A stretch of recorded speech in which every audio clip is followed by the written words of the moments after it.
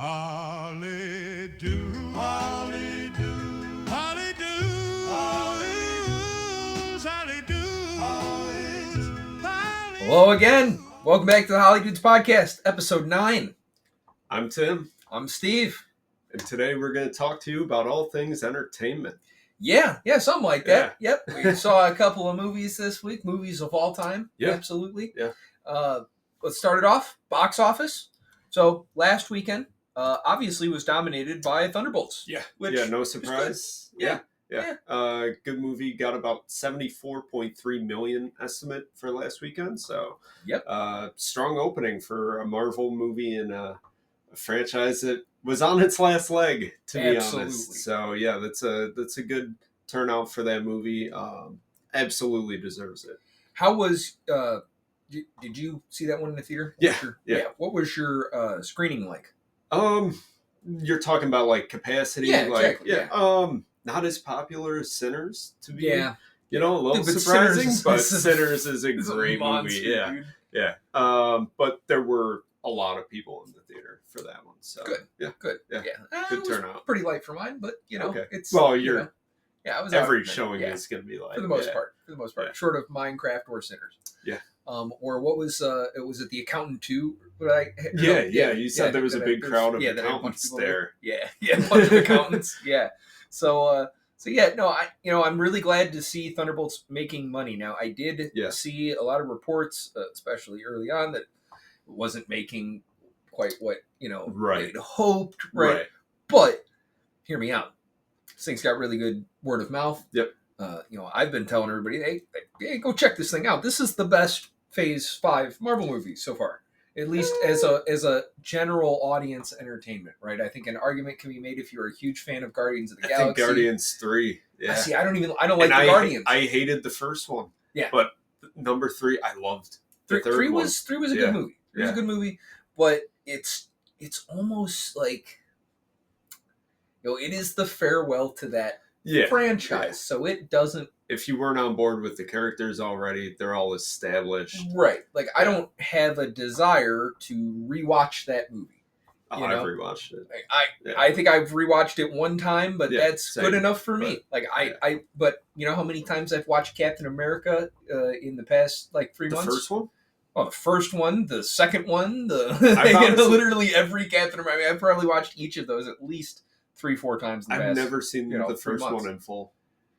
Oh, really? Yeah, never seen the first one in full. We should do a watch along with that, because I fucking love it. I know what happens. Yeah, no, but we could, we could do like a watch along, like a react with that sometime, because that's a great one. I would love to revisit that. There's a lot that I would want to talk about with that. I think that is a much better movie than people give it credit for, and definitely, I love the first Captain America. Okay, I'll check it out. Oh, that is one of my top. General movies of all time. Are you serious? Yeah. Wow. That and The Winter Soldier stand up on their own just as really great films. I just love that stuff. I like Civil War more than Winter Soldier. Really? To be honest. Really? Yeah. I like Civil War, but God, dude, The Winter Soldier is just that I'm with you to the end of the line chokes me up just every time, and I've seen that movie 1,000 times. Yeah. Really glad to see Thunderbolts making money, though. Yeah. I thought it was a fine movie. Wasn't the greatest thing I've ever seen. No. Was the greatest thing I've seen this month. Meh. But, I want, as much as I hate to say it, I want that corporate monstrosity to, keep making these movies, because I enjoy the Marvel Universe, so they have to make money so that these movies can keep coming out. I wish they were made by a better company, but unfortunately... Well, goddamn it, I'm selfish, so I want him to keep going. Hopefully, with the low competition in its field over the next week or so, should be making more money. So the only problem that I see for that, end of the month. The end of the month. We got Lilo and Stitch, and we got Mission Impossible. It's not holding a candle to those. No, it doesn't. So. Well, Mission. We'll talk about Mission Impossible later if you want, but that thing is gonna Poor thing. I mean, thing. we call it. It's like didn't a we sick talk about dog this last week? Yeah. Where we're like, what is Paramount doing with the release dates on their Mission Impossible movies? It's literally watching something being like led to the killing floor. Yeah. Like it is horrible, man. Like, Does not deserve it. Really, this movie's going to be great, and you guys are just leading it out there to be annihilated by Lilo and Stitch. Tom Cruise is risking his life every time. Literally, I hope they feel bad when he splatters like a bug in the last movie. You know? Yeah, I think that's how he wants to go out. That's how I want him to go out. Oh god. So I want him to go out, and I want it to be in the extra DVD appendices. But yeah, so good for Thunderbolts. Sinners still made a bunch of money, holding on strong. Yep. This one's gonna have legs too. Yeah. There's a lot of good horror out there right now, but Sinners is clearly the one that's going to draw in the crowd. So yeah. Glad to see another 33 million. So we're just shy of 180 million on the weekend. I'm sure when we look at the whole week here, that's going to be well over 180 million. And that's good to see. Minecraft, another 13.7 mil. So I think that brings its worldwide total up to like 900 million. We could take a look at it right here. This is all per Box Office Mojo. It's worldwide. It's worldwide. Let's see here. Minecraft movie. Yeah, 894 million. Excellent. Yeah. I don't think it's going to hit $1 billion. You don't think so? No, we got Lilo and Stitch coming out in a couple weeks. Yeah, it's got streaming to do too, though. Yeah, but streaming, come on. Those numbers. Yeah, I can pick up that last 106. You can pick up 106. They'll find a way. Yeah. Work for Mickey 17. There are still uncontacted people in the Amazon jungle that haven't seen Minecraft yet. Yeah. They'll find a way to squeeze 100 million out of those people. Sure. Really good for the movies that we into. I did. I lost my weekend. There's my weekend for the 4th. The Accountant 2 hung on. Made $10 million again, which is cool. Like, I guess if you're just going to keep coming out, you could just keep making $10 million and leave this thing out there forever. Yeah. And eventually make $1 billion. Right. You know, do like 100 weekends at the Yeah. box office, makes $10 million every weekend. What was it, Gone with the Wind, that played in theaters for like 45 years? Yeah. Yes. This will do the same. The Accountant 2. Yeah. Gonna have legs. Yeah. Until Dawn, 4 million, brings it to 14 million. Good. Don't make another one. Don't be done with that. Yeah. And The Amateur, another 2. Trickling King of Kings, in. 1.7. Yeah. Warfare, 1.2. I am shocked Warfare did not make like any money. Right. Yeah. I really thought that was going to be a thing. It didn't make any money. 24 million. None. Domestic run.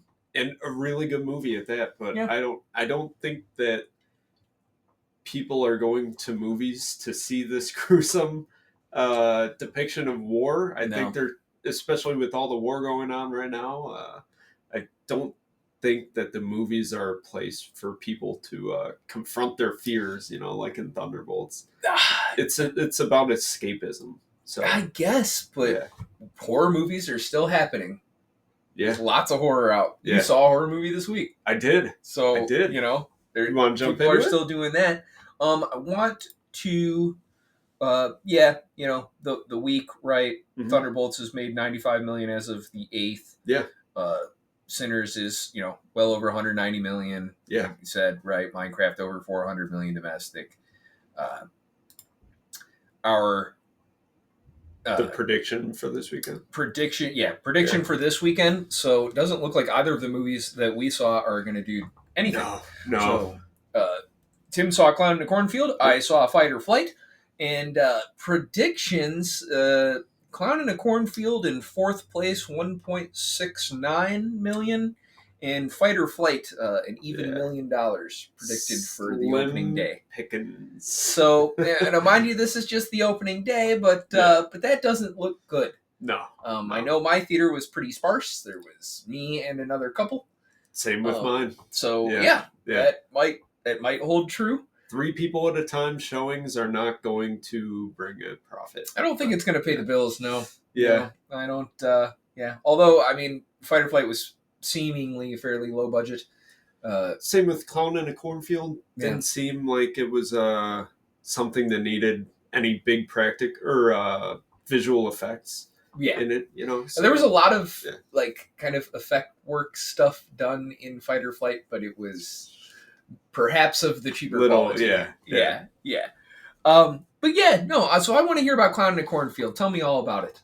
All right. Yeah. So Clown in a Cornfield. This is directed by the guy who brought you Tucker and Dale vs. Evil. Don't remember his name right now, so apologies to him. I'll get that figured out in the edit. It follows a 17-year-old girl and her father as they move from Philadelphia to Kettle Springs, Missouri. I believe it's fictional. The town is still reeling from a fire that happened to the corn syrup factory, whose mascot was Friendo the Clown.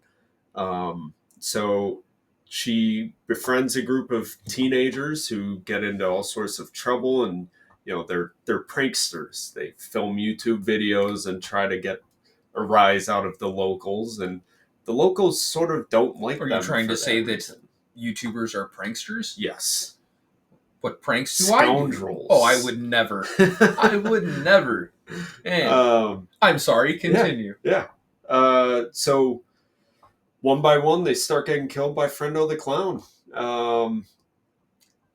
It's I've been hearing a lot of talk about that, you know, Terrifier opened the door for this sort of thing. Is this the same sort of clown? Right?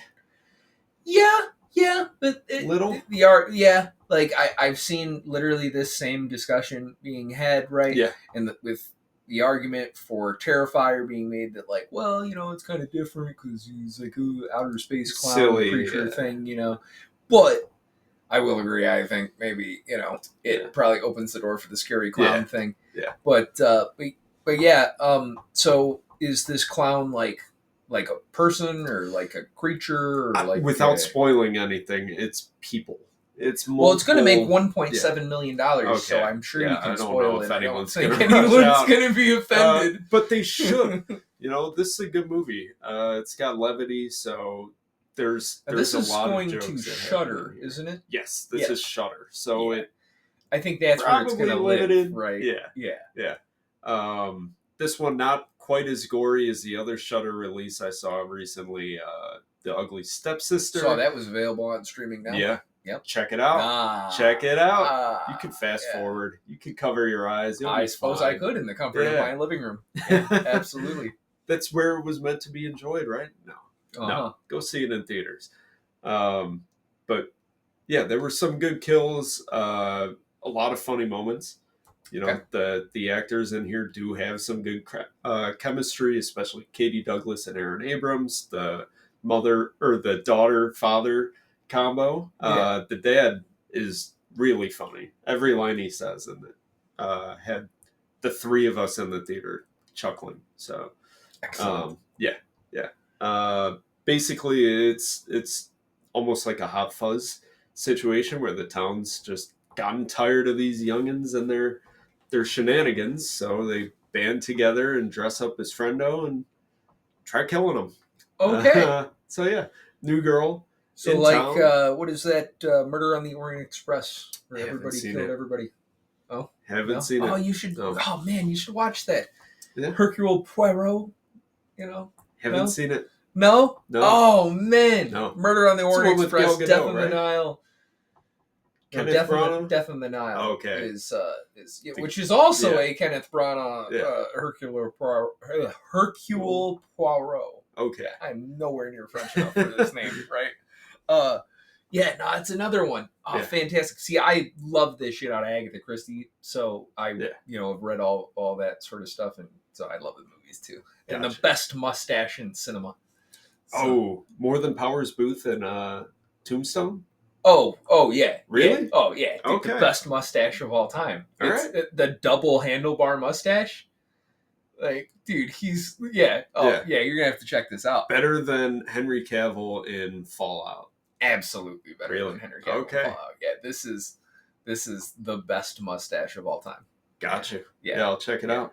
Yeah, I definitely recommend watch them in order if you're going to watch the whole thing, but at the very least, watch Murder on the Orient Express first. How many are there?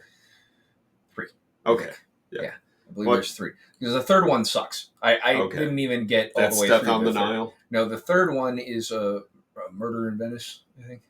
Oh, yeah, the horror one. Yeah. I watched part of that. So goofy. I watched part silly. of it and turned it off, yeah. Yeah, I turned that off as well. Okay. Yeah.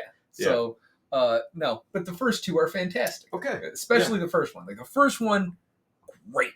The second one is fine. It's fine. Third one, don't touch it. Third one, don't even bother. Yeah. So this one does try to set up some sequels. Leaves a couple loose threads there at the end, but I don't think it's getting one at a $2 million opening. No. No, I don't think you're going to see a sequel to Clown in a Cornfield. Even though honestly they could do a lot of fun things with this. I saw in the trailer there was a guy like getting cut in half with maybe a chainsaw or there's some chainsaw, some pitchfork, some something our movies had in common. Some very good chainsawing. So it's a good time.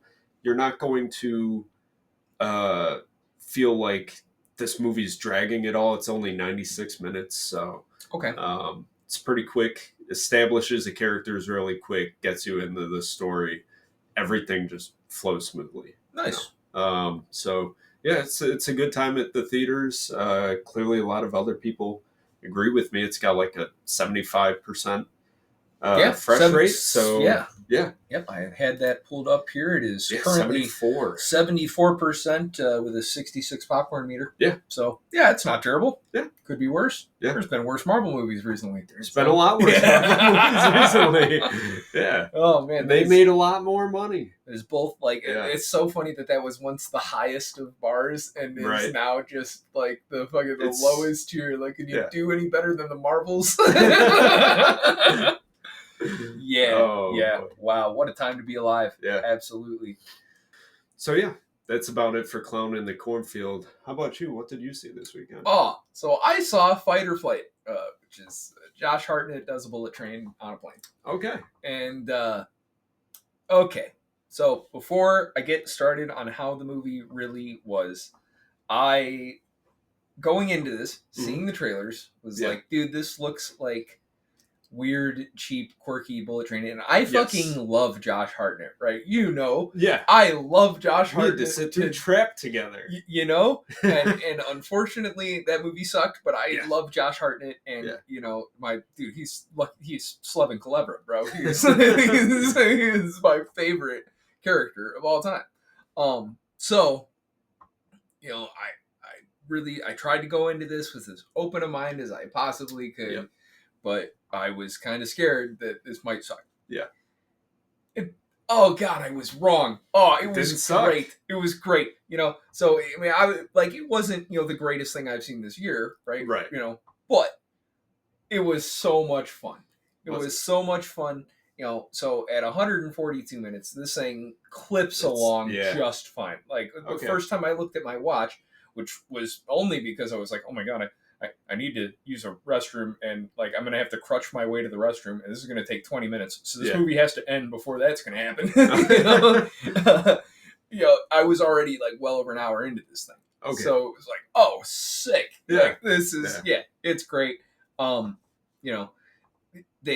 They do a much better job dyeing Josh Hartnett's hair blonde in this than they did with Jim Caviezel in Sound of Freedom. Good. So that's good. This doesn't look like an odd spray job. Right. So he's got like the Homelander cut. Yeah, he does that. Yes, he has the kind of the Homelander cut going on. Man, this was so much fun, and it is like a maybe lower budget, quirky take on the bullet train sort of formula, right? It's bullet plane. A whole bunch of killers packed into one section. Okay. And they're on a means of mass transit. When do we get bullet cycles? Right. Bullets, a bullet e-scooter. Bullet joggers. Right. Actually, the long walk, but we'll talk about previews. Yeah. So, fight or flight, right? Yeah. So, to get into the actual review here, right? So, obviously, stars Josh Hartnett, and he is kind of like expatriate. He's like kind of blacklisted, sort of guy. Yeah. And is really just trying to like drink out the rest of his days in relative peace and silence. Like leaving Las Vegas. Kinda, yeah. He's doing a leaving Las Vegas in Bangkok because apparently that's no better place to do it. Well, according to him, which honestly, like, there's a lot of weird logic in this movie that didn't really make sense. But this is totally a turn your brain off special. Yeah. Apparently that's like the only safe place left to him somehow, some way, even though like in meeting him, he's like immediately assaulted like by something. So it's like, this doesn't seem very safe for you, Mr. Hartnett. But he plays Reyes, who, well, I'll get into that in spoiler. Yeah. But he's a blacklist sort of guy who gets wrapped into, kind of do this one last job and will grant you, a new life, free pass sort of thing. Gets bullet trained. Yeah. I got to do this thing and then it's all going to be okay, buddy, promise. And obviously then he has to get on a plane and find somebody. And turns out everybody else in that plane is a variation of him. And, so it's a bunch of gray men on a plane trying to hunt the same person for a lot of money. Cool. And things go wrong, just like in Bullet Train. Yeah. And it's a lot of fun. It's a lot of fun. I will say, if you're planning on seeing this is far bloodier than Bullet Train. Really? This is like... Really? So this is almost to like a Kill Bill extent where it's hilarious. It's funny. It's really funny. There's a section I'm going to talk about in spoilers that is hilarious, right? But yeah, it is, graphic to the point of being gratuitous and comedic, right? So there is that going in, like this, like, he's wearing the pink shirt, but he's covered in blood like the whole time. The posters and the trailers that you see where he's all bloody, that's like the whole movie. Yeah. So, expect that going in. I could tell maybe that the couple in the theater that I was with weren't as into that stuff as I was, because when I was laughing, they were like silent. So, that's something to definitely be aware of, but it's a ton of fun. If you are into like funny, maybe physically graphic, action comedy sort of stuff, this is totally up your alley. And Josh Hartnett is just great. He is great in this. He is playing, like somewhere in between his Lucky Number 11 character and his character in Sin City. Okay. Yeah. Like somewhere in between those two, and it's a lot of fun. It's a lot of fun.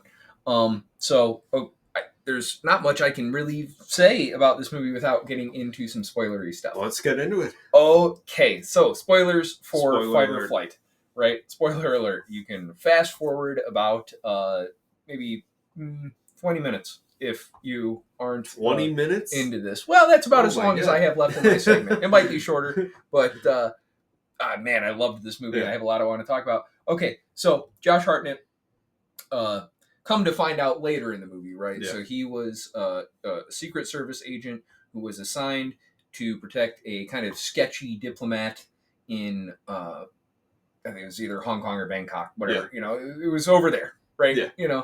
And basically, he was uninformed that this guy was like a really bad dude and had a predilection for like beating young women. Okay. And so he's like standing guard outside this guy's door and hears all these screams and stuff going on, and he is like loses it. He goes inside, right? Yep. Figure out what's going on. Doing his job, really, Right. And sees this diplomat, beating up this prostitute. And loses his goddamn mind and beats this guy to a bloody pulp and kills him. Good. And good. Right? Good. Yeah. But unfortunately, that guy is the brother-in-law of the director of CIA. Uh-oh. Yeah. Yeah. So not only is he like expatriated, his girlfriend, who is also like involved heavily in the national intelligence community. I can't even remember what like she actually does, what her title is, but she's like she's the girl in the chair for the accountant. Well, she's like the head intelligence officer, I guess, in this thing. She's the head of the whole like she's the one making the offer, right? That I'll clean. Well, they were dating at the time. I guess that's unethical. Yeah, and so she actually gave him up. She gave him a little head start, but she gave him up, you know, and so they're not on the greatest of terms. When the phone rings, it's it's absolute fucking CU shows up on the phone, and he ignores it until she keeps calling, and finally he's like, go away, and then she calls the bar he's in, and it's a whole thing, right? Spoil all that, but but yeah, so they're dating. She then she calls him and she's, hey, I need you to go find this person, the Ghost, who's responsible for all these like big, like terrorist attack sort of stuff, mostly like data stuff, going on, right? Huge bounty on her head. We need their head. Yeah. Sorry. Yeah. And we need to, find this person, right? Mm-hmm. Need to bring them in. We have, we know that they're going to get on this plane going to San Francisco. Yeah. So you need to get the airport. And he's like, fine, I'll do it. Like similar to Bullet Train, right? And he actually, his clothes are all bloody because he's in a fight at that bar that he's at. So he gets in a taxi, and the taxi driver is the one who gives him the pink anime shirt that he's like in the trailers and stuff. And so he's in that and some board shorts for the entire movie. I mean, like airport chic. Oh, dude, like I was totally throwing me back like 10, 12 years. I was like, yeah, dude, board shorts and a hentai shirt. Absolutely, man. Rock on. But so he goes to the plane, right? The only intel he has is that this person is bleeding. We don't know like anything about him, but they're bleeding. So he gets on the plane, right? And, there's kind of like a quirky staff of flight attendant people that we're introduced to, and so there's like a girl among this group, and a couple of guys, and so he's like interacting with people, interacting with them, and he's sitting next to like a guy who turns out to be a hitman and all that, and they get in a fight because the hitman figures out that like maybe he's also they're there for the same reason, so they get so, like again, this is doing a Bullet Train, doing a John Wick, right? Anyway, as it all comes to find out, right? Well, the girl flight attendant that he's been helping this whole time is the Ghost, right? Yeah. Which was one of the more like unbelievable sort of things of this. They tried to like hand wave it off when she's like giving her backstory of like, I was trafficked at 7 but they didn't like sell me like you think they found out that I was really good at computers and so I could hack all these she's like just naturally born coder somehow, some way, right? So okay, sure, whatever you say. Yeah. And that has enabled her somehow to like do all this stuff. But it gets wilder from there. So all this is going on, and like, so it's kind of wacky, but the first shot of this film is the guy who plays Makarov in Call of Duty games, right? Yeah. So that was where I was kind of like, wait, I think this is going to go... That's where you know what you're signing up for. This is going to go like a certain way, maybe, right? Julian Kostov. Yeah.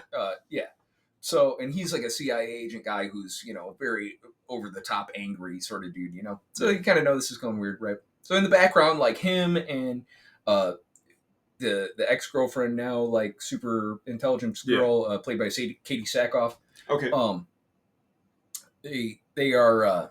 in the background trying to figure out who the Ghost is and try to help Josh Hartnett and all that, Calamity ensues, right? So he's like trying to help the girl, but everybody's trying to kill him. Obvious twist. It turns out, Makarov guy was behind, them like trying to kill Reyes and trying to kill the Ghost. And, so he, meets an untimely demise, because... you can't be doing shit like that in the government, bro. Right. Like, come on, you know. So he maybe disappears, and that all goes along. You find like there's like these like female like I don't know if they're like monks or like what, but it's basically like some Crouching Tiger, Hidden Dragon sort of girls are, protecting the ghosts. So like they're going to help fight off all these hitmen and shit, and it's great. It's like fun. They are literally doing like some fucking, Crouching Tiger shit, like in the airplane, it's fantastic. And, you get like, some chainsaw action. There's a chainsaw that comes into play at one point that makes for just like some of the best comedic moments in this movie. Because prior to the big final like battle, so Josh Hartnett gets stabbed, like protecting the ghost, and he's trying to like, they patch him up, and he's like, oh, is this like, they have all these medicines, and he finds a bottle that says adrenaline. He's like, yeah, I'm going to take this, and so he opens it up and he drinks the bottle and sets it down. And, we cut to a few minutes later, right? Everybody's preparing, and he's like, oh my gosh, but he's like, obviously maybe not having the right reaction. He might be, on something. So one of the monks picks up the bottle. There's 2 labels on it, peels back, and it was a bottle of toad venom. So this entire final himself. Well, the entire final battle. So Josh Hartnett is tripping balls, right? And so he's just like walking out here. Everybody's killing each other, and he's, oh my god, And so, scene I really wanted to talk about that I found incredibly enjoyable in this movie. So, as there's all these killers like being introduced and stuff, you get this girl who's you see in a couple of scenes who has like I can't remember the term for it, but it's basically where your pupils are kind of like blown out and they don't form like perfect circles. They like bleed out. Oh, yeah, I don't know. It might be contacts. I don't know. But she has these eyes kind of almost make her look like a serpent or something, Okay. And she's like in a leather like Matrix outfit, and she looks, she's obviously like suspicious killer type. Well, so Josh Hartnett walks out here into all the mayhem with an ice pick, and he's like literally like clutching it, just like walking out here like, oh my god, everything's. And so this girl like sees him, and she comes up and she starts talking about all this. I am the serpent, or blah blah blah, giving this monologue, right, about how you're gonna help me kill the ghost, and blah blah blah blah, and all of a sudden you see and I mean, like it's from his perspective, so her face is morphing and turning into a serpent, a demon, and all this stuff, and all of a sudden you see like her face stop and like fireworks are going off behind her chainsaw head.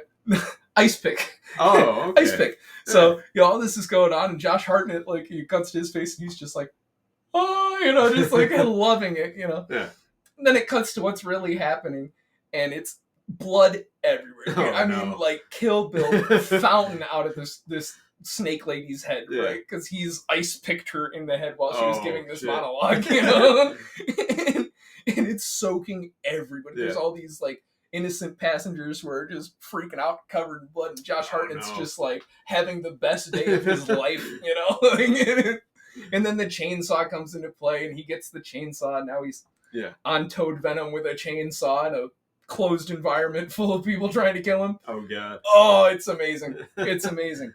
So then it all kind of resolves though in a way that we might get a sequel to this thing. Okay. They get those segues. They ride off into the sunset, and then it like cuts to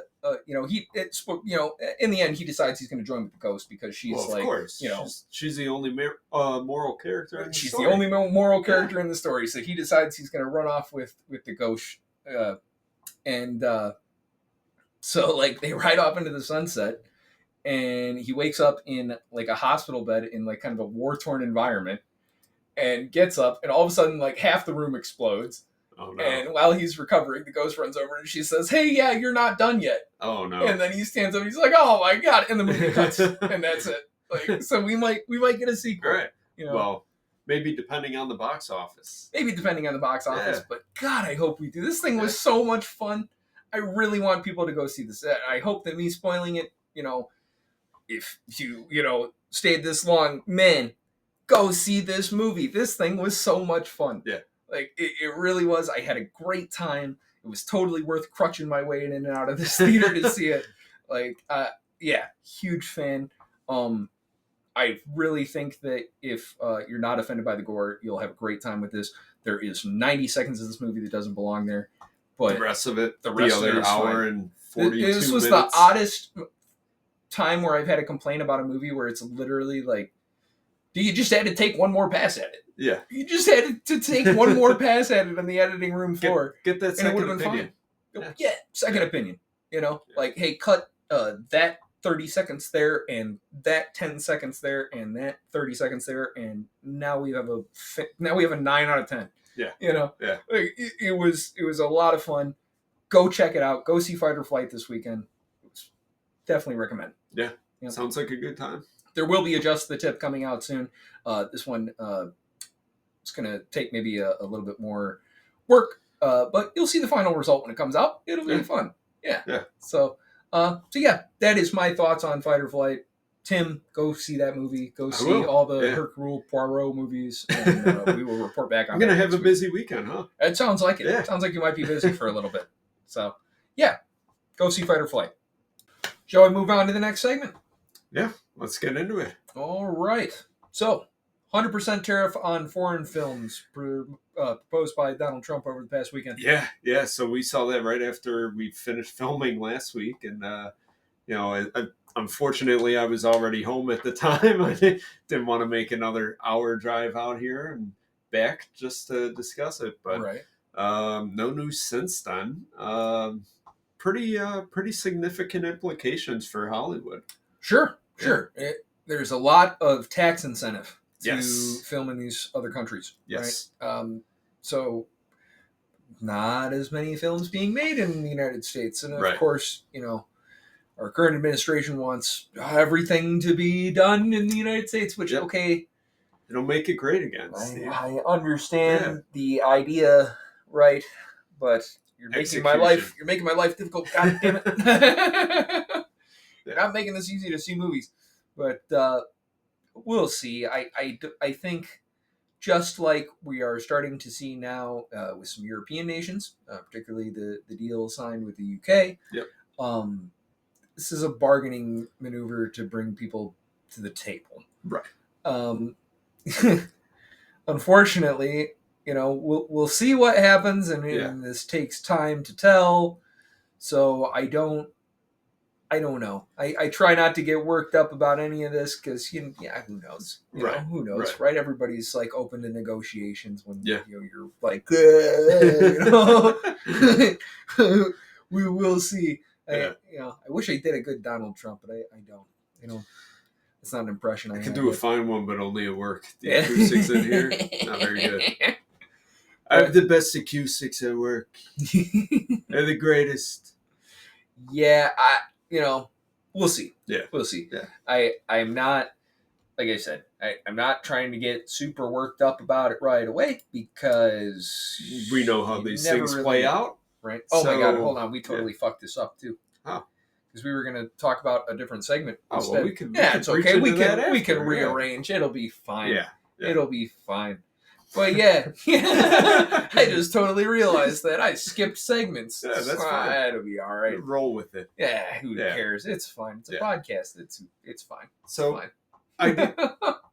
If these tariffs do have a long-term effect, I think what we'll see is with budgets inflating that much more due to location and tax incentives being eliminated, we're going to see less risky takes on films. Good. So no, that's not good. Good. Studios I'm done are going with these to play it $400 safe. million budgets. That shit's ridiculous. That's I would like to see that get cut down. Like the movies that I've been happy with this year had about $100 million budget or less. Right? See, and that's the thing. That's fine. Those are being made now because of the cheap locations. You're not going to see that when you're being forced to produce in the United States. So you don't think the bigger companies would then just start filming, on a lesser budget, save some money? They will do that, but also they're not going to take risks on small budget, on first-time directors, on new writers. They're going to play it safe. And what is safe in Hollywood? Until Dawn is safe in Hollywood. It's not. You want it didn't more make any until money. Dawns? It didn't make any money. That's the problem. The safe bet hasn't been working. Right. So going back to these cheaper, low budget indie type movies, You're not going to get any cheaper than filming overseas.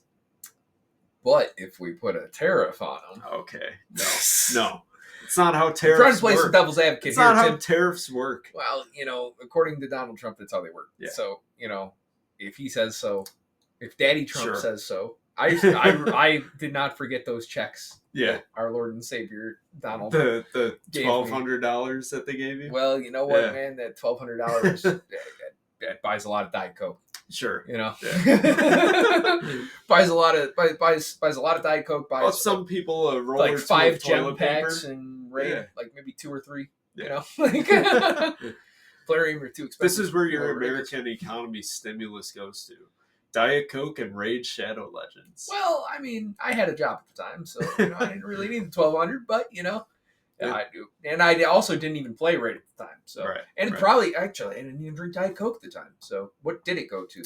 That's a good question. I think it went to Bang Energy. it probably went to Bang Energy. Have you seen the CEO for that? No, I haven't. I don't drink it anymore because they changed the formula after they got sued. And it's gross. Yeah. So I like the old, I like the previous formula. I like the Kill Me Now. The original. I'm a huge fan. The one that gives you a heart attack. I want that one back. I used to drink 3 Miami Cola Bangs a day, every day for years until they changed that formula. And it was that's what made you stop? That's what made me stop. Yeah, it was like, that's what disgusting. Made you. Okay, keep changing the formulas. Come on. Come on. That was it. No. What's the number 1 cause of now? It's sugar-free Monster. Yeah. So okay, well at least it's sugar-free. Well, so is Bang. Bang was sugar-free. Really? Yeah, but it was just full of shit that will other literally kill you. Shit. Toad venom. You're not super Might far as well. off, Yeah. Yeah. So yeah, but probably went to Bang and single slices of Walmart cheesecake. Yeah, I think I got some headphones with it. Yeah. It might have won some shit on Amazon. I don't know. Who knows? But I remember, and I could always use another $1,200 plus inflation, so that would be like $2,800 now. So, yeah, 5 years, yeah. Mr. President, if you're listening, I will vote for you for another $2,800. Sorry about my impression. I know it's not the best. $2,800, please. Yeah. Please. You have my banking information, please. You already sent me one.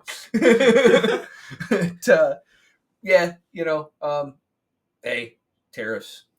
Man. Yeah. More tariffs. There's more tariffs every day. Yeah. Do we want to keep going into news? We finish off the news segment. Yeah. What other news? What other big news is there this week? There's a new pope, man. Really? New pope. You got a new pope. New Congrats. pope. Yep, new pope. Yeah. Pope Leo the 14th. He was previously something. Robert Prevost. American Cardinal Robert Prevost. Bobby P. For a time lived in New Lenox, my hometown. Yeah. And presided over Providence Catholic High School during the scandal of Reverend McGrath, for those local people who remember any of that sort of stuff. And apparently has a history of maybe protecting those sort of people. So, I'm not Catholic, and I guess it's probably not my domain. But good luck with that one, guys. I hope that is what y'all are wanting. But everyone's excited that he's a White Sox fan. Yeah, and they think that he's going to, preserve the same sort of ideology that Pope Francis had. And again, I'm not Catholic. I guess I don't really have a dog in this considering fight. His role in those scandals, I'd say he would. Again, heritage. Maybe I would be a Catholic. Heritage. Stop That's protecting this these is all fucking about. pedophiles. But, I don't know. Doesn't work out for me. So, Pope Leo, good for them. People were excited. Sure. People seem excited in places that aren't my studio. So right on you, brother. Hope you change your ways about protecting those pedophiles, and we'll see how all that goes. Yeah. So, the other news is we lost one of the all-time great football quarterbacks. Yeah. Derek Carr. Man. Yeah, someone who truly deserves sainthood. Derek Carr. Honestly, if Derek Carr were in the running for Pope, I'd say he deserves it more. Yeah. Who's done more to help the underprivileged to do more to build up hope. Underprivileged fan bases Yes, of the NFL's of Las worst Vegas franchises. and Oakland and New Orleans. Yes, this man has done more for the needy than any other I don't bishop see or Derek Carr cardinal. protecting any baby rapers. So, you know. You know what? He doesn't need to get involved in all that. Yeah. Stay away from them. Maybe he could do a big sound of freedom. That'd be cool. And then he could be the Pope. Yeah. Yeah. Yeah. Pope Carr. Pope Derek Carr. Pope Derek. You think he would be... What do you think he would choose as a name? Yeah. You know? You think he would be David? You think he would steal Pope David Carr's name? Just to take one more thing from him? Yeah. Yeah, That'd maybe. be funny. Maybe. That would be funny. Pope David. Took your career, taking your name. Excellent. Yeah. No, I was kind of surprised to see it just based off of like his age, you know, Mhm. but the severity of the shoulder injury apparently much more severe Prominent. than Yeah. what, you know, had previously been reported. So, yeah, he's going to retire. He's young enough. Do you see coming off the couch in a couple of years, maybe? We'll see how the rookie quarterbacks do this season. We got a lot of rookie quarterbacks in the league right now, so I'm sure if one of them does not pan out, you know, maybe one of the owners is going to say, hey, what you doing this weekend? Let's go. Maybe. Yeah. Maybe. I could see him at least getting workouts, practice squad, maybe. Oh, yeah. If not, then quarterbacks coach. Some kind of gig, years. you know? Yeah. He's had, what, a 12-year career in the NFL? 10-year? 12? 11? 11? 12? Yeah. Somewhere around there.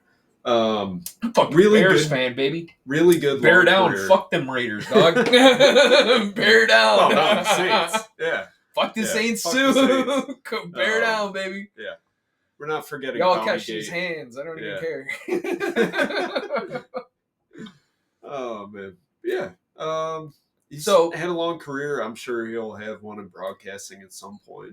You think? He's a broadcaster? I think so. Yeah? Yeah. I don't know. I see Derek Carr as more of like the, you know, I'm going to do some kind of cool business adventure, and then in 5 years I'm selling insurance and used cars. Crypto scammer. No, I don't know. We'll see, Yeah. man. We'll see. But, so, on to the part that I'm more hot about with the Carr retirement is not Carr himself, but the franchise that he is leaving behind, the New Orleans Saints. So when this news broke today, and you can look anywhere on the internet, all of these pundits will tell you that now they think the de facto starting quarterback is second-round pick Tyler Shuff. Who? Second-round pick Tyler Shuff. So, yeah, let's talk about who are the quarterbacks on the New Orleans Saints roster. Yeah. Obviously, the rookie second-round pick Tyler Shuff, who? Right, exactly. You also have Spencer Rattler and Jake Haener, both of whom started games last year. Rattler, who started multiple games last year, who, much like a Tyler Shuff, viewed as, you know, a project, right? Backup that, you know, we might maybe... He's going to need leadership. He's going to need some to leadership. get there. You know, someone needs to steward him, hone his skills. Exactly. Yeah. So somebody tell me, because I have watched the NFL before. This is not my first year in football. Why we are saying that the de facto starting quarterback in a room of young quarterbacks who were not first-round picks and are not extremely talented, but who two of whom have experience, and you know, one of those two, decent experience of starting. Why the fuck do we think that the second-round quarterback is all of a sudden the starting quarterback of this NFL franchise? I don't understand. I have watched a football game before. I have watched a full season and a preseason before. That is not how quarterback charts work, right? Well, how many jerseys did he sell? That's the important part. I don't know. I don't care. That's what they care about, Steve. I don't care. That's what the owners care about. If you're not selling jerseys, you're not throwing that ball. Rat's ass. Don't care. Don't care. Rattler's ass. Rattler's ass. God damn it. No, like if I'm the New Orleans Saints, At this moment, right now in time, my starting quarterback is Spencer Rattler. Yeah. My backup quarterback is maybe Tyler Jake Schuff. You know, Yeah. Because Jake Hainer ain't shit. But he's got experience. He would be my third QB in the room to be that experience in the room, right? My Brandon Allen, my Case Keenum, my whatever, right? Your journeyman. Exactly. Yeah. My Chase Daniels, only nowhere near as good. Or Rich. Right. Yeah. Right. You know, man, contract man for sure. Woo, getting that money. Yeah. But no, Rattler's my starting quarterback. Yeah. And then as we go through this preseason, we go through this OTAs, mini camps, all that crap. Yep. And it turns out that maybe Schuff is the guy. Yep. Maybe. Then I'm making the move to Tyler Schuff as my starting quarterback. Yeah. It doesn't make sense in an experience standpoint in the products that you have there, right? Yeah. Like none of these dudes are like the guy, Right. Right. So unless you just all of a sudden just believe that Tyler Schuff is the man, right? Maybe he showed them something that he didn't show the other teams. I don't know, man. Yeah. Even Purdy had to work his way up there, right? Tom Brady had to work his way up the charts, right? So, no, I think this is absolutely ridiculous, and I don't think it's even good for the psychology of Mr. Tyler Schuff. I don't think it's good for Rattler's psychology either. I think they don't like Rattler as much as Schuff. If you per think the he's Saints, just that annoying in the locker room that they're like, no. Yeah, he doesn't seem to be a great personality, but a great teammate. So, don't think it's a long NFL career for Mr. Rattler. But that's unfortunate. Yeah, fuck him. He was on TV. Fuck him. Take your millions of dollars, get out of here. Exactly. Yeah, I don't think it's necessarily good for the young player that you were just drafted a week and a half ago, and so the old guy retired. Okay, great. Well, you're going to start. Why though? You have no experience, and you're a second round pick. He's second round. Who is their first up? Did they have a first round pick? I believe so. Who'd they pick above him? Somebody with actual talent. Not a quarterback, though. Yeah, not a quarterback. Yeah. This was a bad quarterback draft. Yeah. That's what I'm saying. This was a really bad draft for quarterbacks. Yeah. You picked this guy in the second round. Yeah. When really it was pretty wide consensus. There was maybe only two guys that were worth a first round pick as a quarterback. Right. So, and this guy was nowhere near that list. So what makes you think that he is the guy? Yeah. No, I think that's a terrible play by the New Orleans Saints, and thank you for it. Thanks. Thank you. I guess. Thank you for being in our conference. Hell yeah. No, they're not in our conference. They're in our. They're NFC. Yeah. I was thinking division. No, conference. Yeah, don't fucking listen to me. I don't know anything about football. What am I talking about? No, but yeah. Thanks for being in our conference. Yeah, we're gonna kick the shit out of you guys this year.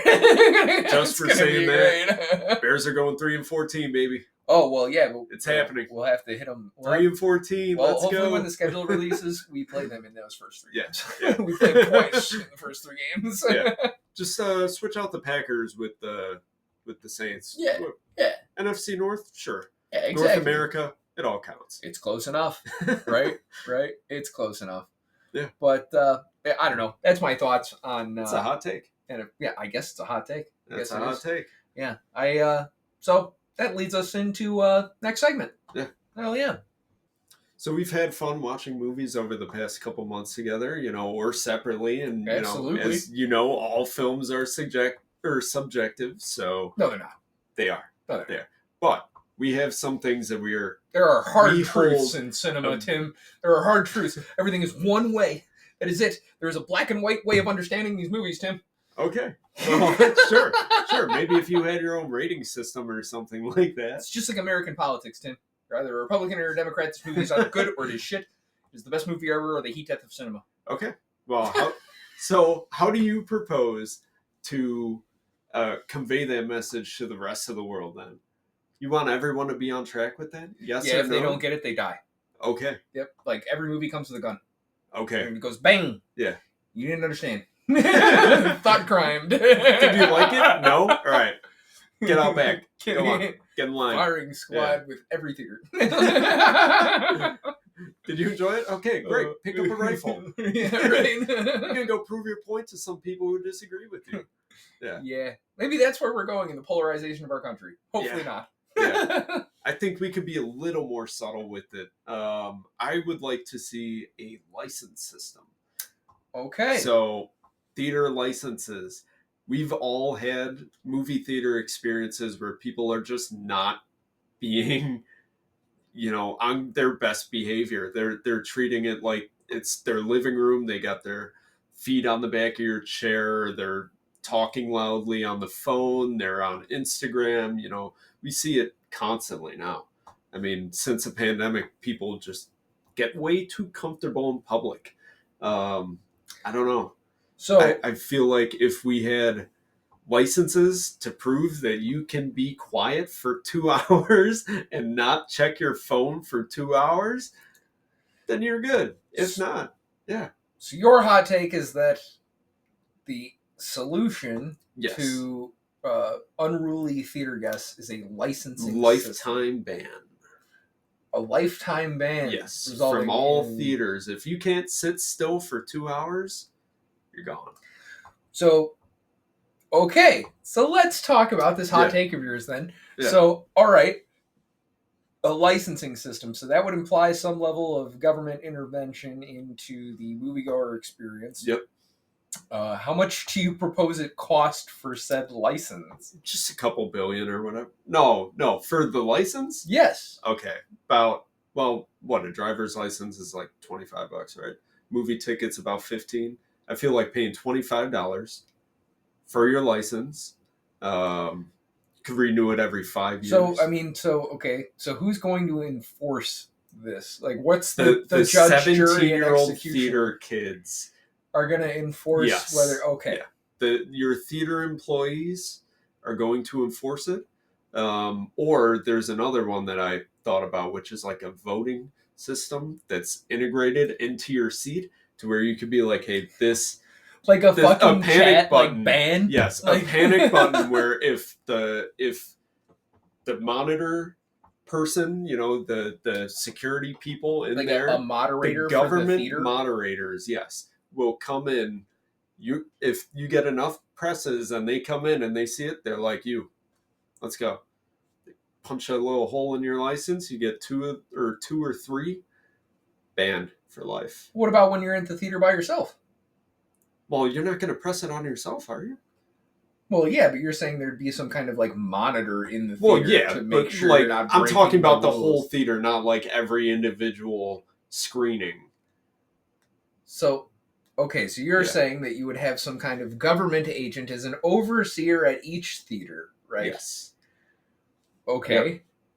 To then take the word of the 17-year-old theater worker and the votes the public. Mostly the votes. All right, you don't need the 17-year-old theater employee in there. So what's the consensus? Let him go back to the popcorn counter. How many people do you need to pass this bill to remove this person from the theater? That's the thing. Everyone will be pressing, and then the person's in there, and they can see it for themselves. So you think other people are offended so much by the screens and the talking that they would ban a person's theater experience for life? Yes. Oh my God. We've seen people kill over talking during previews, right? People take this shit seriously. They want their peace of mind. Tickets are like $15 for showings, right? Money's not. You want to add $25 to that? Yes. It's a one-time payment. So how many times are you allowed to bust this? Is like the first one like a fine, the second one's like like a probationary first one's period, like, and the third one's like do that again. Yeah. Oh my God. Yep. So second one, you can't see a movie for like a year. So not only would this cost probably a very large amount of taxpayer money and cause some theaters to close. That's fine. We got the tariff on foreign films. Oh my God. That'll cover Which will also cause some theaters to close. You're talking about a government intervention into a recreational activity. Yes. That people pay already exorbitant prices to go do. Exactly. People are paying exorbitant prices. And that if they choose them to do in their own home instead would be the death of the very industry that we, I don't know about death. Adjacent to. I think it literally would. If nobody's going to the fucking movies, then It's over. The people who behave. You know will who's go to trying movies, the right? same That's sort of going. bullshit Who? is the UK with their TV licenses, right? Okay, Making well, you buy a license to own a TV, watch TV. See, right? but that's in your own home. You're not bothering anyone else. I'm not carrying my TV. If you never had a bad renter, or bad, neighbor who, watches their TV too fucking loud, like, Grandma, turn that shit down now. Oh, well, one day, maybe, One day I'll get a government agency to kick their door in and ban them from watching TV in their own home. Man, Tim, U.S. agent. Okay, so, wow, that is a fucking incendiary take. Yeah. So, okay. It's reasonable. No, I don't think it's reasonable. No, okay. I think quiet, well-behaved adults can agree. Well, this would be my... So I like part of your idea. Yeah. There's a part that I like, right? Which is the ability to have some level of moderation by the group in the theater. Mass recording system. Where that will inevitably fail would be like the current trend that we're seeing with the Minecraft screenings, right? Where the majority are those fuckheads, you know? Right. So they're not going to vote themselves out. And then it's, the minority. I'd be pressing that panic button like crazy.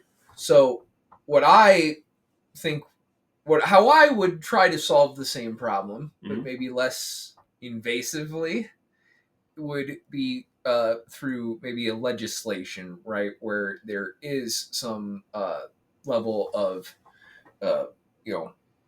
rules, right, within a theater, right. Hell, this all could have been done after Colorado, but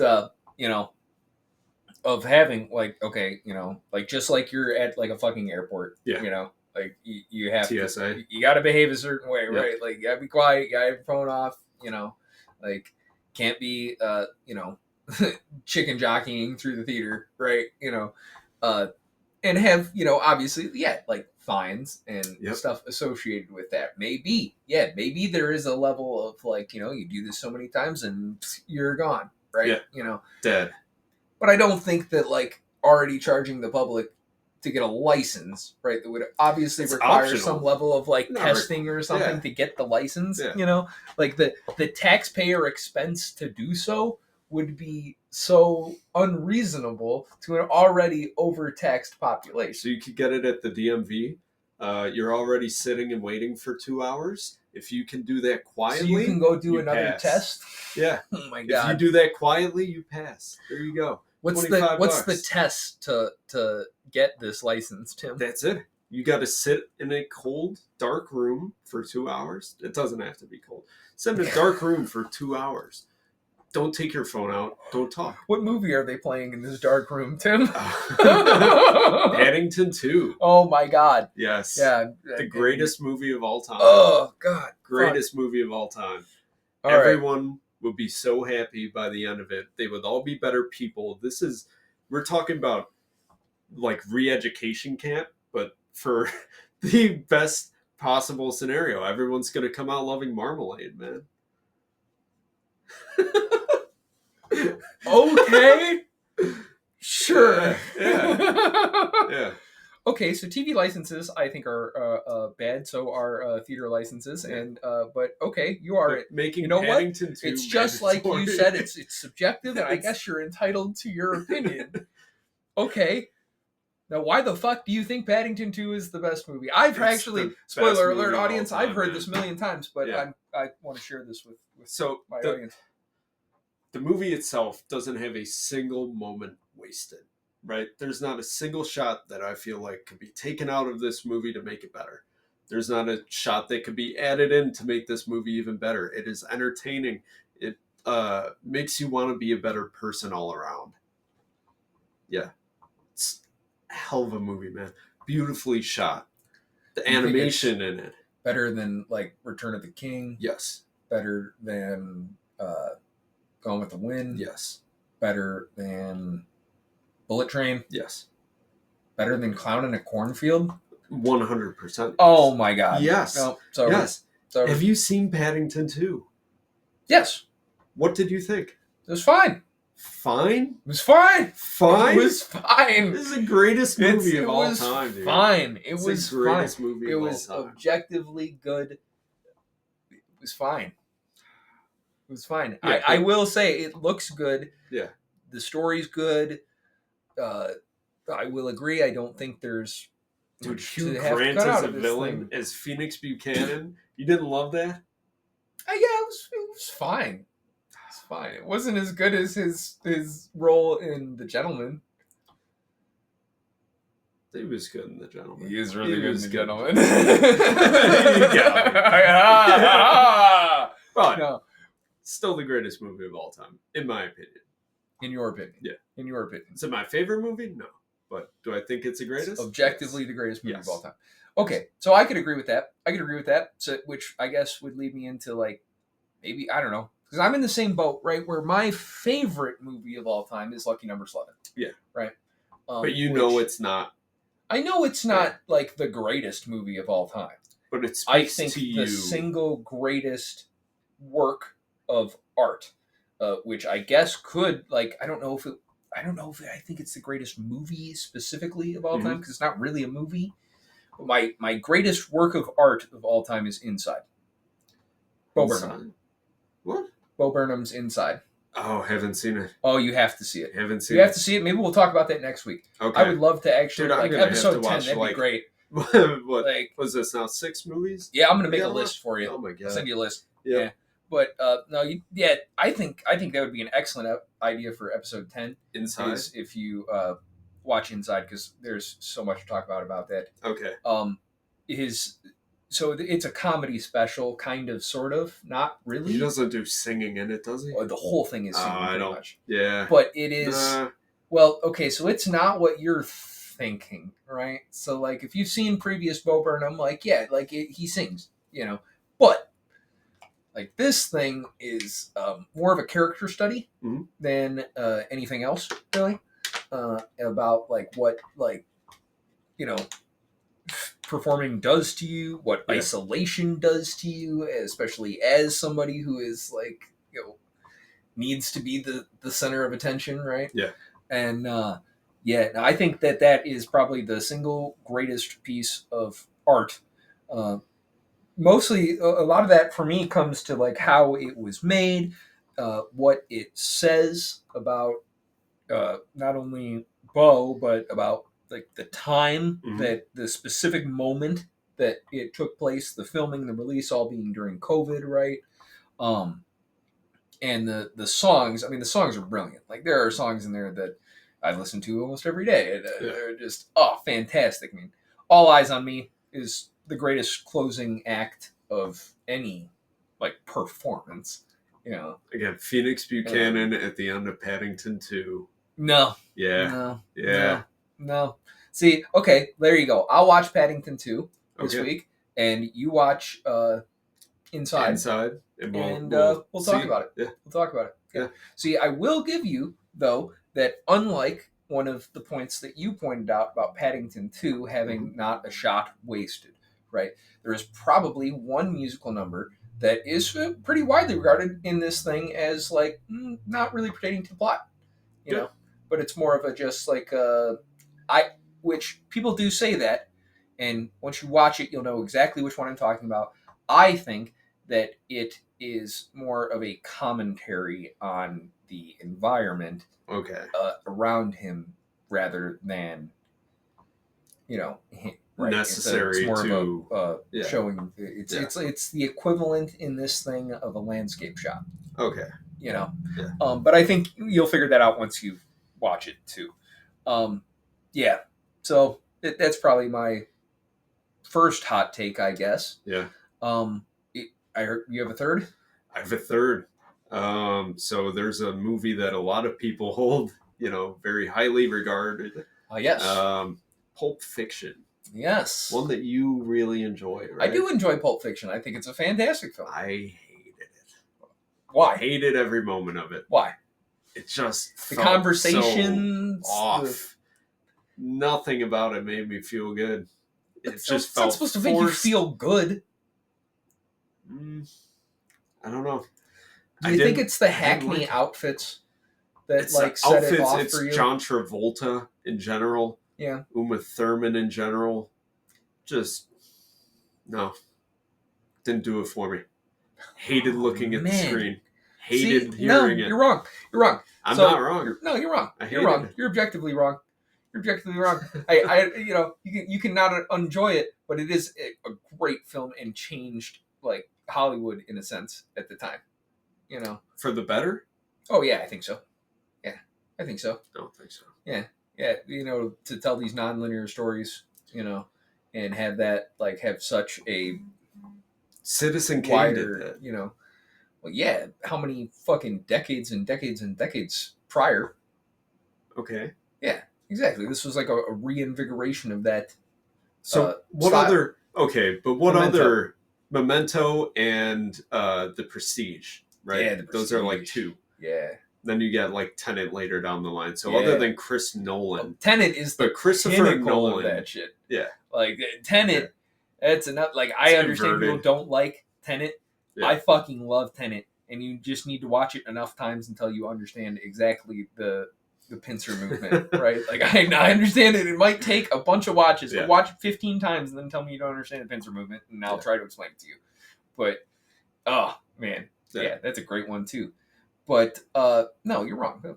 Fuck all that. No, Pulp Fiction's a great movie. Yeah, no, you're wrong. it's shit. You're wrong. No. It's shit. I don't like John Travolta.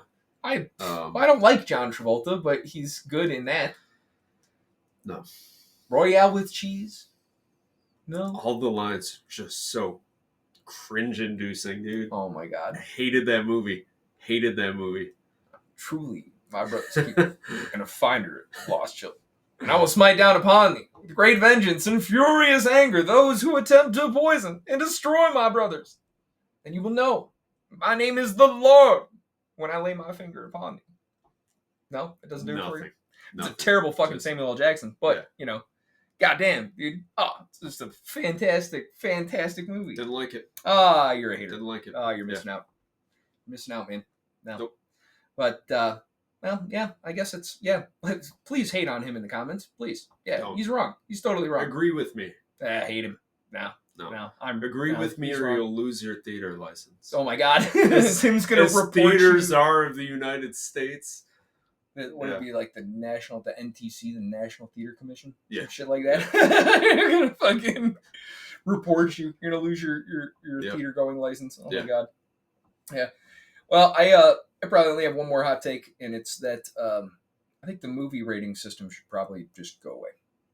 Like that MPAA? Yeah. Movie rating? Yeah. PG-13? Yeah, I think at this point it should probably Why? just go away. Why? Well, so okay, and it's my same thoughts on language, right? Yeah. That still in 2025 somehow like the concept of like swearing or like a bad word, Offensive. you know, Yeah. it is. I find that ridiculous. Yeah. You know, in the common age, I find that just absurd, right? You know, I understand that, you know, some words have meanings to like specific groups of people, right? Mhm. You know, like racial slurs, for example, Right. You know, Right. where you are offending a group of people. If I say fuck, who the fuck am I offending? You The know, commenters? get fucked. You know, but you know, but like, there's not. I don't think there's a group of people that are like, you know, like maybe I don't know, people who are offended, but they don't have the same kind of. You don't have an argument to be offended Right. in 2025. Right. You know, like I don't think that you have an argument, and so I think the same thing goes with movies, right? So if there is perhaps, you know, a level of subject matter, right? Okay, then perhaps there maybe not an abolishment of the MPAA, but a re-envisioning of how this works, right? I don't think that language should be factored into this problem at all. I You know? agree with you there. I don't think that has anything to do with anything. Yeah. You know, I think Now, when it comes to like G and PG, sure, keep it out. Kids don't need to be I don't think it hearing. matters. I don't think it matters. You don't think it's bad for kids to be hearing? No, because what is the actual like? What do you mean? What's the bad? It's a word. What's the bad? You know, Sure. I don't think now. I think maybe realigning that from not, just not including like your standard curse words, right? But like now if somebody says the N-word or something, like, right, okay, maybe we put it, maybe there's a different rating level. An advisory on there's here. an advisory or there's something, right? But like, you shouldn't be like, oh man, they say fuck like 5 times in this movie, and so you have to be 18 to go see it. What are you talking about? Like, these, like, I remember when I was 13, I swore even more than I do now, Like, so that's stupid, but probably did when I was 10. Yeah. So like, dude, these are your kids, and especially in the age of online, these kids are on the internet. That's true. You think anything that's playing in the theater that has made it past the the MPAA, the MPAA is even gonna like touch what they can find on the internet? Yeah. No. So no, dude, they're playing video games, seeing shit on the internet. I think this is incredibly archaic. Like this is some kind of relic of a much more perhaps religious infused time. Yeah, more secular. Yeah. Yeah. It's just a bygone product. I don't think kids should be allowed to, like, I don't think a 10-year-old should be allowed to go up to the desk and buy a ticket for a movie like Nymphomaniac or a movie like fucking The Ugly Stepsister. The Ugly Stepsister. I think they would have. But a good do I time think at the like Ugly Stepsister. do I think like okay? So for example, like when I was a little kid, I remember being like, it was like 4 or 5 years old, and I saw Road to Perdition with Tom Hanks. Yeah. Is there anything wrong? Exactly. Is there anything wrong in that movie that, like, what's the rating on that? It's R. It's That's R. a rated R. It is a movie? rated R movie for strong language and a little bit of violence. There's not even that much violence. There's 2 guys get shot. Yeah. Yeah. That's it. But he says he says fuck a lot. I don't remember the word fuck being used. You know what I'm saying? Like, I don't remember. It's silly stuff like that, or like Lucky Number 11. Yeah. Lucky Number 11 is rated R. That's why no one saw it. I think honestly, like it's something like that where it's like, like that should be like a PG-13. Yeah. Like, like, yes, some people get killed and there's some stuff in here, like particularly the scene with if it didn't have the scene with the rabbi and Shmoo. No, it's Morgan Freeman's character.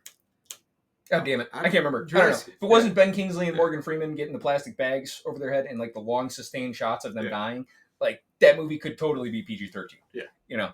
Like that probably you don't want to see. You could put that on little TV. kid's going to go see that, right? But that movie be fine. Yeah. But because we dropped some F-bombs, like now adults only. No, it's nonsense. It's ridiculous.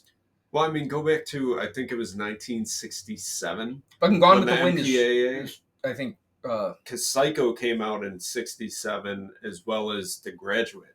And they were finally allowed to show a toilet on film. So, think this is only 60 years ago. Less than 60 years ago. You can stream Euphoria on TV.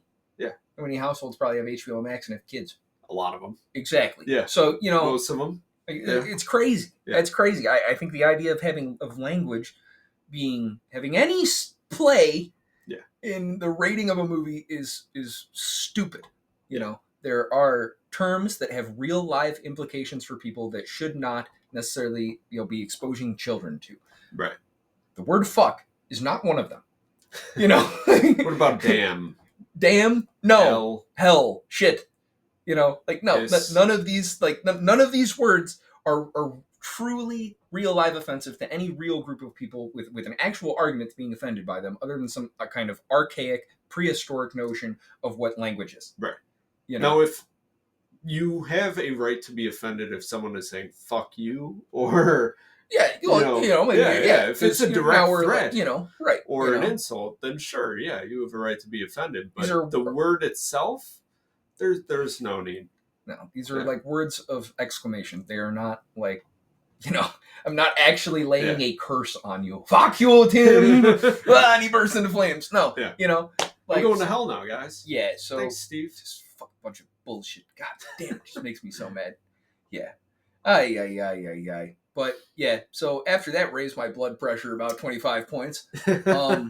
What do you say we get into our next week previews and our closing statements and all that sort of stuff? Let's do it. Hell yeah. All right. So, what's coming out next week?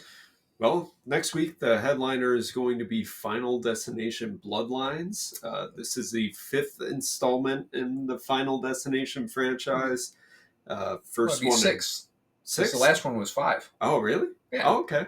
Yeah. 6th installment in the Final Destination franchise. Maybe it's like I'd seen this one before. Right. Yeah. So it's been 14 years since the last one. So a quick 14 years. Very quick 14 years. Yeah. Yeah. What were you doing 14 years ago? Probably not watching Final Destination 5. Never really been my cup of tea. I clearly didn't see that one. But yeah, everyone's going to be checking this one out next weekend. That's unfortunate for Clown in Cornfield and unfortunate for Fight or Flight. But the adult releases probably aren't going to work out next weekend. Yeah. It's probably going to be Final Destination. Yeah. We're also getting Hurry Up Tomorrow or Weekend the movie. The Weekend movie, yeah. Yeah. We get the Weekend movie. Yeah. Weekend and Jenny Ortega doing something. I don't fucking know. I've seen a trailer a few times. Looks like they're just having a toxic relationship. Some music video for his next song or something. I don't know. Maybe it's probably going to feature a bunch of his music. I just don't care. Sure it will. Yeah. You know? Like I'm going to go see, I'm going to go like hate watch this thing because like, God, I can't stand the Weekend. But he's like the Patrick Mahomes of music for me. Like without the greatness. You think he's like... No, an industry plant. Yeah, pretty much. Yeah. Dude, he's just their goddamn mushroom-headed fucking. I just don't like the Weekend. I think every day he's turning more and more into Bruno Mars, but like butt fucking ugly. Yeah, just like that's the thing that I think kills me the most about the Weekend. Like, I'm not saying I look like $1 million, right? But you don't think any of his early work is talented at all? None of it for an industry plant. Oh, wow. Dude, it's about as talented as like a Lil Aaron or I don't know, man. Wow. Somebody else fucking made that shit. Yeah. I don't know. I mean, the Hills was cool, I guess. Yeah. You know, there's been some cool like covers and remixes. I do really enjoy. I like the band Classic Jack, and they do a really cool cover of the Hills, which is they're like a metalcore band. Okay. They do that song Classic Violence or Graphic Violence. Don't remember. Yeah. No. I'm sure you've definitely heard it because I have definitely played that thing at my house like, many a time. But unlocked some core memories. Yeah. Oh yeah, dude. Yeah. We need that and a couple of mint cokes and we'll be all right.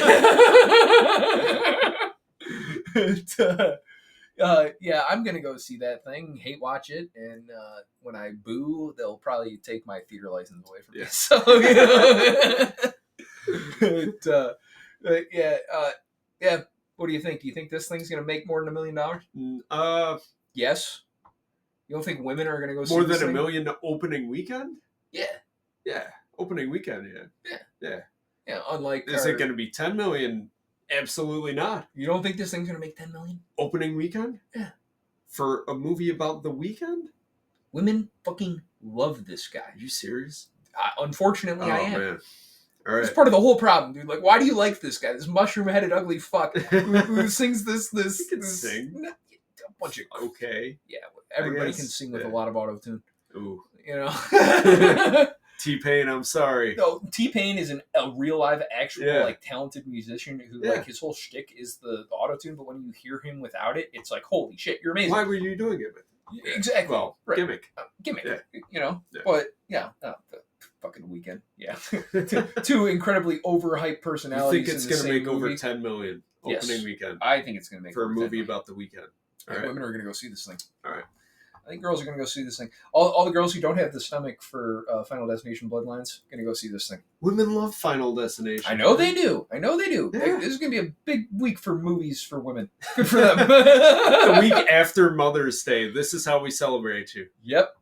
Sorry, spent all the money on flowers last week. 34% of our audience. Hell yeah, dude. Like, the women are going to do great this week. Let us know if we're completely off. We're like completely off. Please let me know. But I think some estrogen right into the comments for us. It's gonna get like the LA crowd sort of folks, and like people are gonna go see this thing. It did well at the film festivals, Doing well at film festivals does not always translate to doing well at the wide box office. But this has The Weekend. Yeah, I'm still not buying it. Not buying it. You'll find me watching Final Destination Bloodlines. Yeah, and unfortunately, you'll probably find me watching Hurry Up Tomorrow and being mad about it. But, you know, hurry up credits. Oh, fuck, that's a problem for Thursday. Today is Saturday. Yeah. That's not anywhere near my problem yet. I'll figure it out later. Yeah, that's that'll be next week's stuff. Yeah. Tim's gonna go watch a million other movies, and we're gonna talk about all that crap. I got homework. Hell, he's got lots of homework. I got homework. Hell yeah. Yeah. Hell yeah. We can split it up over a couple of weeks for you. Yeah. You know, good. But because I'm sure I'll find more homework for you next week. Oh, good. You know, you're just like my poor coworkers that I'm like, here, you have to see this. You have to go watch this. You have to go watch this. Oh, do you have a spreadsheet of recommendations? Yeah. Based on genre? Yeah, actually, the girl who sits behind me, I gave her a list of like 35 movies like the second day I was there. And I was like, you need to go see these. She's going to HR right away. Oh, HR loves me, though. Recommended HR the is house wonderful. that Jack built. Oh, actually, I did put that did on you? the list. You put the house that Jack built? I did put it on the list. Psychopath. I put that on the list. What is wrong with you? The Lobster. I put. Oh my god! Just a bunch of weird shit. But it's also like I think I put Paddington on that motherfucker too, though. Okay, that evens out. You know? Yep. So I tried to throw you a bone there. Thank you. Maybe get you a fan for that obscure movie that you like. Obscure. Coming from the Lucky Number 11 guy. It swept the Oscars. Oh man, but yeah. What else? Did you do anything else this week? Anything fun? Nah, just gonna work. Yeah, that's about the same, man. Yeah. Rehabbing from this torn meniscus. How's it doing now? Yeah, so it turns out, it's like a little meniscus tear. I haven't actually had an MRI done. Just like I saw an ortho. You just had some guy in an alley be like, yeah, it sounds like a meniscus. No, I had a real live doctor look at it, and she kind of did like some manipulations. I was feeling things, and because like so much of my knee is fine. Yeah. And it was literally like she's like, I'm gonna do this one thing.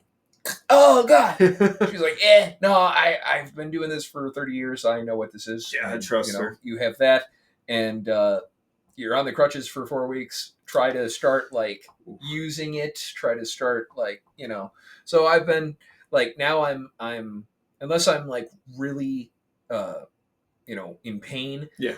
Then I'll like the hop along standard crutch thing. But what I've really been trying to do is like essentially like baby walk. And slowly use the crutches to just kind of like support some of my weight and keep this fucking leg straight. That's the problem, is it wants to like go all these different directions because it's not. Oh man, you're like a crazy leg, or what's his name, Crazy Legs? So it's Friday. Yeah, so it's like if you know how you like a radio tower is held up by those wires, and it'd be like one on each corner. It's like cut one of them. So now it's kind of being swaying. You need all of them, right, to hold that position. So that's kind of where I'm at. You're gonna get those Forrest Gump leg braces. I would love the Forrest Gump leg brace. Like honestly, I was telling the doctor, it's like that's what I fucking need, because then you get the iron rods like on the side to hold it still. Yeah. Oh yeah, dude, that'd be awesome, man. Somebody wants to mount a camera on it. Yeah, dude. Oh, if somebody wants to send me a Forrest Gump leg brace, my size is probably like double extra large. So like, if you want to send me a brace, like hell yeah. They didn't have any big ones at the hospital. I only had like a large, and that was not big enough. I'm a big man. But yeah, that was pretty much it. I was doing that. I got my new computer. My new computer is here. New PC is all set up. New PC's here. So. I got a new camera. I got an OBS bot. So that's kind of cool. We're gonna play around with that a little bit. I'm gonna have to give it a name because it moves. It's like practically like a little fucking BB-8. How about BB-8? Oh, it's already been taken. Okay. Yeah. BB-9. BB-9. BB-69. Yeah. Hey. Yeah. So pretty stoked to have that. This as we've been coming along here and exporting chunks as we go along in this podcast, it is incredibly fast. I went from originally when we started doing this, first we were just kind of like doing this shit on the phone, and then we obviously we got a camera, but we've been working off of an ancient Lenovo IdeaPad 3 with an Intel 3 dual-core processor, and now I have a custom-built machine with the i9. Put it out of its misery. Yeah, no, that thing is going to be reserved for like spreadsheets and notes and shit. Yeah. I'm still going to use it. It's still like it'll work fine once I take all of the video editing stuff off of it, because it's just too much, But this thing is like, so that's much better, very excited to continue growing with this new machine that'll hopefully hold us over for a while. Yeah, pretty future-proof. So the specs are really good. Yep, there's room to upgrade too. Always. Like it is. Anyone who's built a PC knows that there's always room for upgrades. Yes. This is a pretty massive carriage too. Yeah. So plenty of room that we'll get to play around with this full size case. Looks like a. But right now it is this is the fastest computer I've ever touched. Yeah. Like it blows my work computer out of the water. That has an i5 and is hooked up to like our business network and shit. Yeah. Like this thing is it's a monster. Yeah. So very excited. Very excited. Yeah. Oh yeah. It was my birthday, so that was like my birthday from my my family, and very excited. Yeah. So that was pretty much my week. I'm hopefully going to get some more stuff done this week. Sorry that I didn't release anything yet. Videos are going to be coming soon. Coming soon. Like I said, just the tip for Fight or Flight is going to take just a little bit longer, and then maybe we can get a little bit of something for Clown. Maybe. Yeah. That'd be good. Cool. Hell yeah. But that pretty much wraps her up for me, man. We said a lot of incendiary, inflammatory shit this week, and we're going to get canceled. Pissed off a lot of people. Yeah, it'll be all right. Yeah, I can take it. I'll beat him to death with my crutches. It'll be fine. I don't have any weapons. Am I supposed to run? No, don't run. I mean, obviously, you see how that works out. Yeah, true. You stand and fight. Don't go anywhere, because if you step wrong, you're gonna be where I am. Yeah. All right. So swing and bang, baby. Swing and bang. Swing and bang. But yeah, so I think that just about wraps it up for episode 9. If you made it this far, as always, thank you so much. Congratulations. You're now a much worse person than you were before. And thank you for staying. Please like, subscribe, share to your friends, drop us a comment below, your thoughts on the episode, thoughts on all of this crazy bullshit that we had to say this week. Yeah. And I just appreciate you guys as always. Enjoy the outro. Have a great day.